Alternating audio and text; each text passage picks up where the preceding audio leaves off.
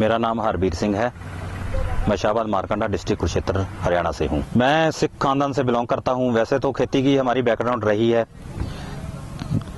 खेती पहले तो हमें बड़ी मुश्किलें मुझे भी आई। वैसे तो मैं एमए पास हूँ, पोस्ट ग्रेजुएट मैंने कुरुक्षेत्र यूनिवर्सिटी से 1995 में कंप्लीट करी थी। तो इमीडिएटली मैं खेती में आ गया था। उस टाइम मुझे भी तजर्बा बहुत कम था। धीरे धीरे हमने खेती की बारीकियों को समझा, मौसम को समझा। अब तो इस कंडीशन में है, ये हमें ये भी महसूस होता है कि ये प्लांट्स भी बात करते हैं। अगर ये इनकी भाषा भी हमें समझनी पड़ेगी। जो इनकी भाषा सीख गया, समझ गया इनकी भाषा, तो कभी भी मार नहीं खाता। तो ऐसा था, पहले तो हम जैसे दादे परदादे खेती करते थे, उसी लाइन पर चलते रहे। 4-5 साल करने के बाद मुझे महसूस हुआ नहीं, लाइन बदलनी पड़ेगी। सब्जियों पर आए। सब्जियां में 3-4 साल हमें स्कोप लगा भी। इसमें 3-4 साल करने के बाद भी काफी इसमें स्कोप है। उसके बाद फिर हम नर्सरी की तरफ आए। तो धीरे धीरे बढ़ते बढ़ते अब भी हम अपने एक लैब लगाई हुई है। हर साल हर मौसम में हम अपना नया तजर्बा करते रहते हैं। तो अब तो इस कंडीशन में है कि बहुत चीज़ें हमने कई सक्सेस भी कर ली हैं। जो कई चीज़ें रिकमेंडेड नहीं है खेती में, हमने उनको भी सक्सेस कर लिया है, अपने मीडिया बना लिए हैं।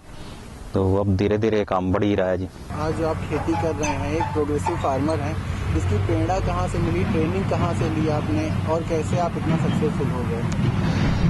ऐसा है जी, हमारी जो बैकग्राउंड है वो शुरू से खेती की रही है।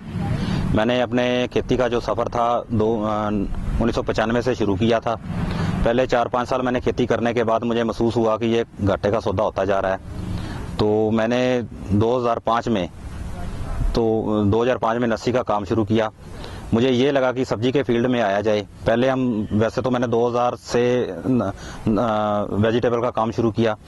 पहले हम नर्सरी बाहर से परचेज किया करते थे। उसमें कई दिक्कतें आ जाती थी। कभी वैरायटीज मार्केट में उसकी मांग कम होती थी, कोई वैरायटी गलत निकल आती थी। फिर हमने ये महसूस किया भी अपनी खुद की नर्सरी बनाई जाए और किसानों को साथ लेकर चला जाए। तो मैंने 2005 में 2 कनाल से अपना नर्सरी का सफ़र शुरू किया था। आज मैं 14 एकड़ के ऊपर हूँ। तो कई स्टेट्स से किसान हमारे साथ जुड़े हुए हैं।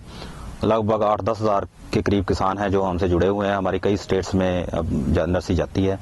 अच्छा, भारत सरकार के द्वारा क्या मदद मिली आपको?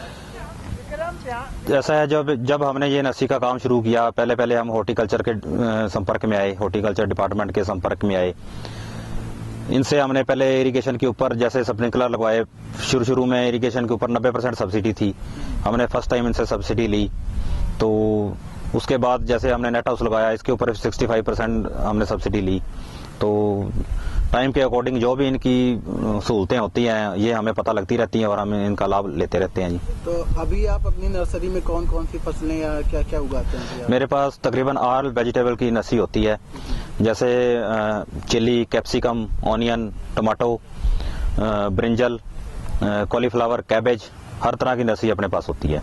अच्छा, तो आपके साथ जो कंपनियां आपके साथ टाई अप है या जुड़ी हुई हैं, तो वो कैसे आई आप तक धीरे धीरे, मतलब कैसा सफर है उनका आप तक? ऐसा था जी, हमने कभी भी सीड के ऊपर कभी भी हमने कॉम्प्रोमाइज नहीं किया। जैसे ही कोई भी हमने सीड सेल के लिए निकालना होता है, सीडलिंग जैसे भी हमने सेल के लिए निकालनी होती है, हम 1 साल पहले अपने खेत में ट्रायल करते हैं उसका। 1 साल ट्रायल करने के बाद हम कंपैरिजन करते हैं। हर वैरायटियां यहाँ अभी मेरे पास कम से कम 320 वैरायटियां इस टाइम लगी हुई हैं जो चेक में है। उनमें से 2-3 वैरायटियां निकल के बाहर आती हैं। सबसे ज़्यादा हम वैरायटीज़ के ऊपर ये ध्यान देते हैं कि मंडीकरण में कोई दिक्कत ना आए, मंडी में इसकी मांग हो, रेट बढ़िया मिले। तो इसको टारगेट करते हुए हम जो भी हर कंपनी का क्रीम प्रोडक्ट है उसको उठाते हैं। हम हमारे पास लोग ही आते हैं हमारे पास नर्सरी लेने के लिए। पहले तो हमारा दायरा सिर्फ हरियाणा में हुआ करता था। अब इस टाइम हमारी हरियाणा, पंजाब, हिमाचल, यूपी, उत्तराखंड, बिहार, राजस्थान और लास्ट ईयर हमने इटली में भी अपनी नर्सरी भेजी है। 20,000 प्लांट गए थे। इस साल 2.5 लाख का ऑर्डर इटली से आया है हमें। तो हर साल हमारा ये बढ़ता जाता है जी। कस्टमर हमारे बढ़ रहे हैं। हमारा भी एरिया हर साल 1-2 एकड़ साथ में लगा लेते हैं। इस टाइम हम 14 एकड़ के ऊपर हैं। अभी भी बहुत से फार्मर्स यही मानते हैं कि अगर हम ऐसा कुछ स्टार्ट करते तो उसमें फायदा नहीं है। जैसे कि आप अभी देख रहे हैं मार्केट में सब्जियों के क्या वो स्थिति चल रही है, सब्जियां फेंकी जा रही हैं, इतना ज्यादा उनको कम मिला। तो इस बारे में आप क्या कहेंगे? ऐसा है भाई, ये घाटे का सौदा तो नहीं है। अगर खेती को बिल्कुल दिमाग से किया जाए, मंडीकरण के ऊपर ध्यान दिया जाए। जिम्मेदार की एक सबसे बड़ी प्रॉब्लम ये है कि जिम्मेदार एक तरफ हो जाता है। कोई भी चीज का 1 साल मार्केट में रेट मिल जाता है तो हर साल अगले साल इसी बात पर आ जाता है। सारे किसान उधर ही हो जाते हैं। अभी लास्ट ईयर इस वैरायटी ने बढ़िया रेट दिया है, वही चीज लगा लेते हैं। किसानों को चाहिए कि थोड़ा थोड़ा करके हर चीज उनके पास होनी चाहिए, बदल बदल के चीज लगाते रहें, भेड़ चाल ना करें। तो कभी भी ये ऐसा है, अगर बांट के चीजें लगाते रहेंगे कभी भी घाटा नहीं हो किसान को हो सकता। फार्मर्स के लिए मेरा संदेश ये है कि एक तो फार्मर्स को पेशेंस रखनी चाहिए। ये सारा खेती जो है ये पेशेंस की गेम है सारी, क्लाइमेट का बड़ा रोल रहता है इसमें।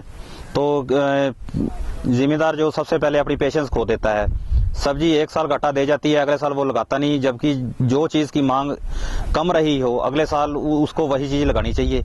तो जिम्मेदार अगर अपने दिमाग से चलता रहे तो ये घाटे का सौदा नहीं है। अच्छा, तो आपने मार्केटिंग कहाँ से सीखी इन सब चीजों की? मार्केटिंग तो ऐसा था जी, हमने सबसे जो हमारी ये खासियत रही है पहले दिन से ही कि हमने कभी भी क्वालिटी के ऊपर कभी कॉम्प्रोमाइज नहीं किया। दूसरे नर्सरी वालों का ये हिसाब रहता था कि कोई चीज लगा लेनी, उनको कोई दूसरी डिमांड आ गई उन्होंने वही चीज दे देनी। हमने सबसे पहले यही बात को ध्यान में रखा कि किसानों के साथ चीट ना किया जाए। अब ऐसा है जो किसान हमसे ले जाता है, नर्सरी हमसे ले जाता है, उसको मार्केट में बढ़िया प्राइस मिलता है तो अगले साल उसके पड़ोसी भी देखते हैं, वो भी हमारे पास आ जाते हैं। ऐसे ही हमारा काम बढ़ता बढ़ता बहुत आगे तक चला गया जी। अब थैंक यू सर।